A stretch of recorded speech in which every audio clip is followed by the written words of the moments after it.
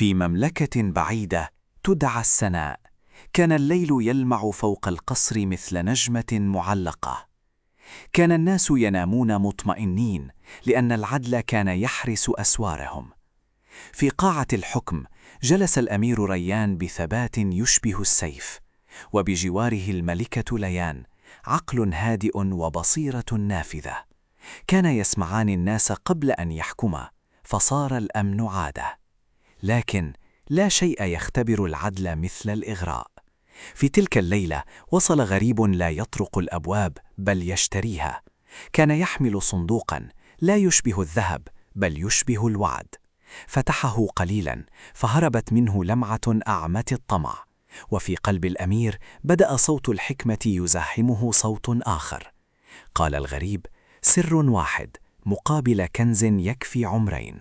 والسر كان حجر السناء، قلب الحماية تحت القصر. من يعرف طريقه يعرف كيف يفتح بوابات الظلام. حاول الأمير أن يرفض، لكن اللمعة كانت تتكلم بلغة قاسية. وفي زاوية القاعة كان الوزير ساهر يراقب بصمت طويل. لم يكن يحب المملكة، كان يحب أن تكون له. مد الغريب ورقة باردة وختما لا يعرف الرحمة. توقيع واحد قد يشتري كنزا ويبيع مدينة. ووقع الأمير في لحظة ضعف أقصر من نبضة.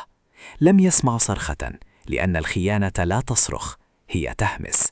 في الخارج تحركت الريح كأنها تعرف السر قبل الجميع.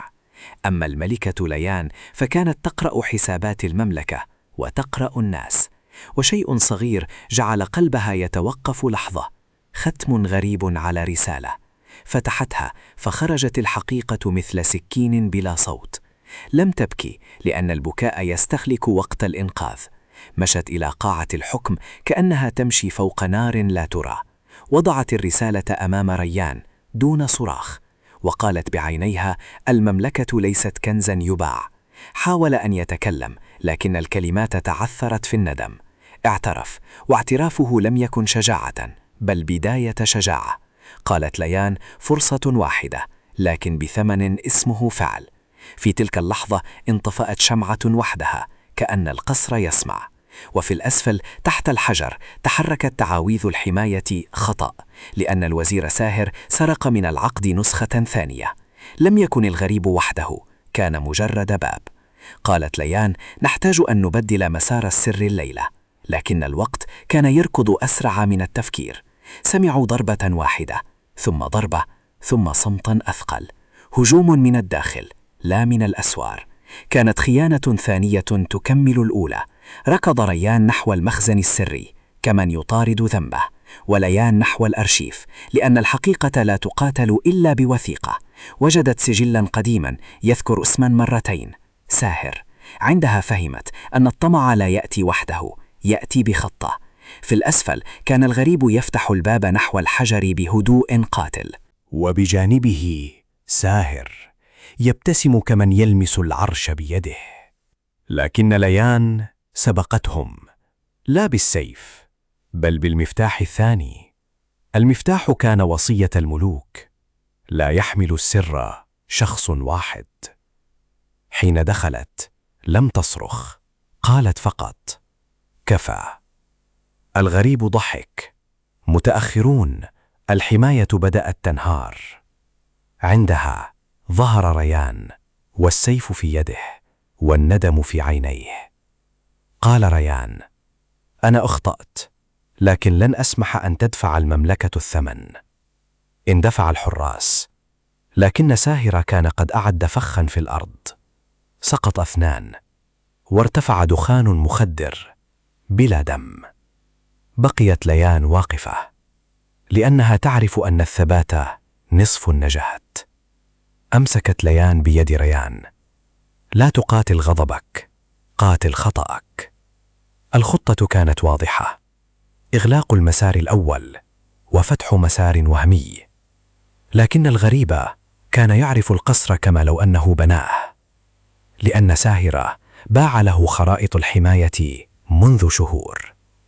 بدأت مطاردة تحت القصر، حيث لا يسمع أحد الاستغاثة. ريان يطارد الغريب، وليان تطارد ساهر. كان ساهر سريعا لأنه لا يحمل ضميرا يثقل الخطوة، وقفز فوق حافة ضيقة وسقط خلفه حجر يغلق الطريق. لم تتوقف ليان، بحثت عن ممر أصغر، وفي ممر جانبي وجدت لوحة تقول: من خان مرة خان مرتين. عندها فهمت ساهر لن يتراجع، سيكمل حتى النهاية. أما ريان فكان يقترب من الغريب خطوة مقابل خطوة. الغريب أخرج خنجرا ليس للقتل بل لقطع السلاسل. فتح بابا يؤدي لغرفة المرآة السوداء. هناك تنسخ الأسرار وتزور الحقائق.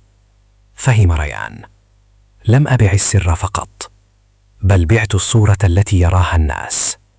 خارج الغرفة كان ساهر يضحك وهو يفتح قفلا ثالثا، قفل يوقف الحماية إذا اجتمعت مفاتيحه الثلاثة. كان معه مفتاحان وينقصه واحد، مفتاح ليان. أرسل حارسا ملثما يأخذ المفتاح بأي طريقة. واجهته ليان، لم ترفع سيفا، رفعت الحقيقة. قالت للملثم: أنت لست عدوا، أنت أداة.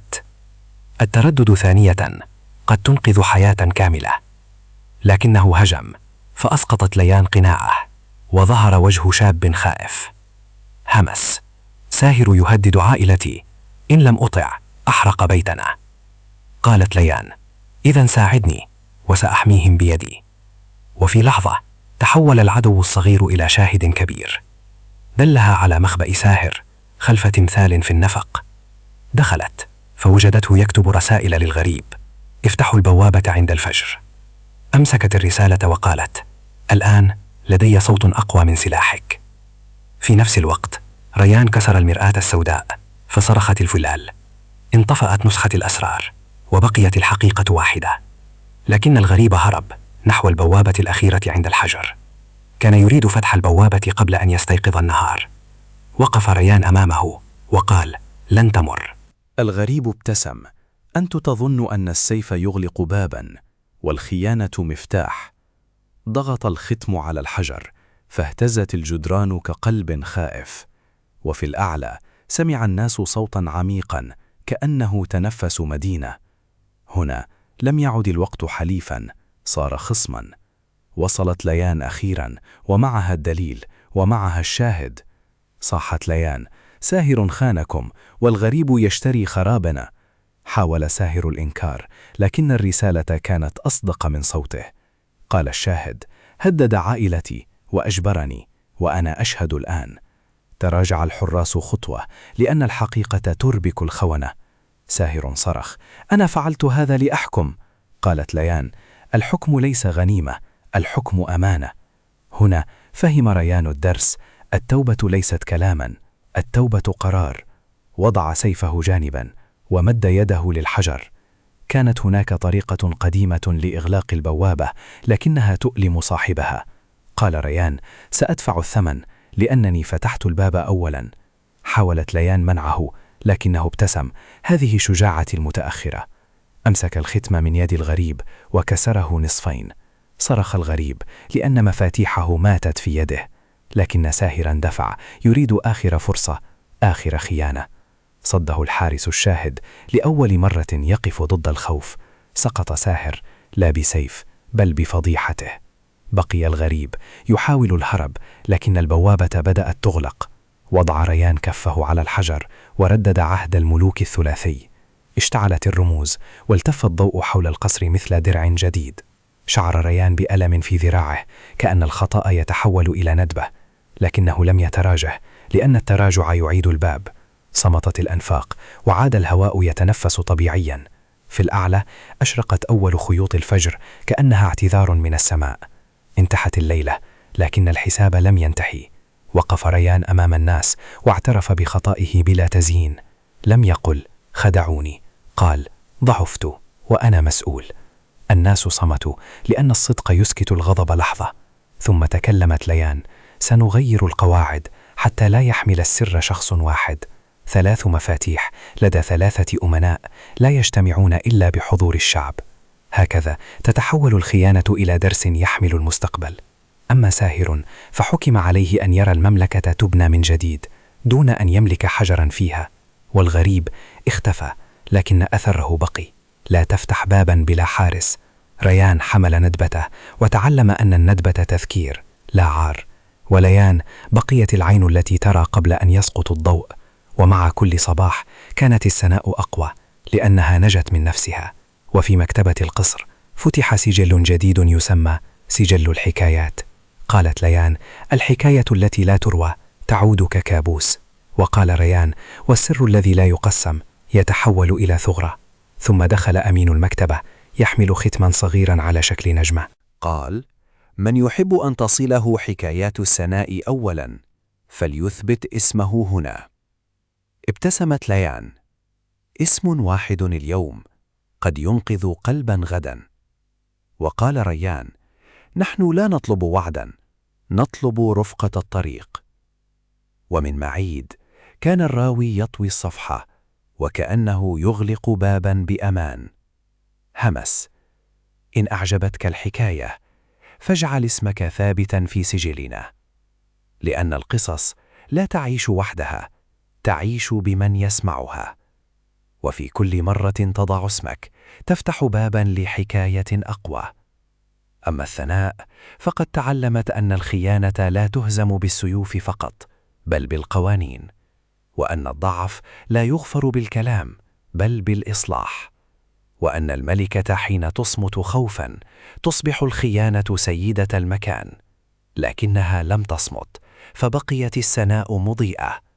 والآن أغلق الكتاب، لكن أبواب الحكايات لم تغلق، لأن كل اشتراك هو مصباح جديد في مجرة القصص، وكل دعم يكتب لنا طريقا نحو حكاية أقوى وأغرب. فلو تحب أن تكمل معنا ثبت اسمك في السجل وابقى قريبا. وإلى أن نلتقي تذكر: الثقة مسؤولية والتوبة عمل. وقبل أن يترك الناس الساحة رفعت ليان يدها وقالت: لا نريد انتقاما، نريد أمانا. فكتبت أمامهم عهدا جديدا، عهدا لا يعتمد على قلب واحد ولا على يد واحدة. قالت: من اليوم الأسرار لا تسكن الصدور وحدها، بل تقسم وتراقب وتراجع.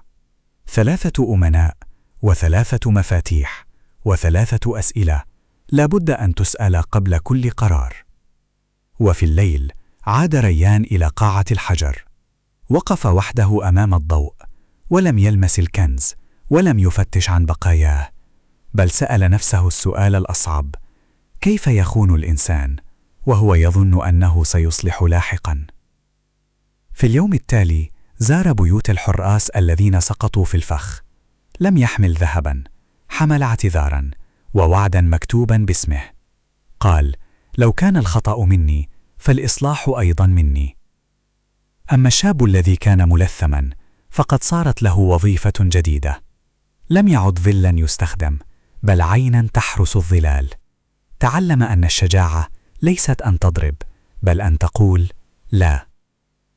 ومرت أيام والمدينة تستعيد نبضها، لكن ليان كانت تعرف أن الخيانة لا تموت، هي فقط تغير وجهها.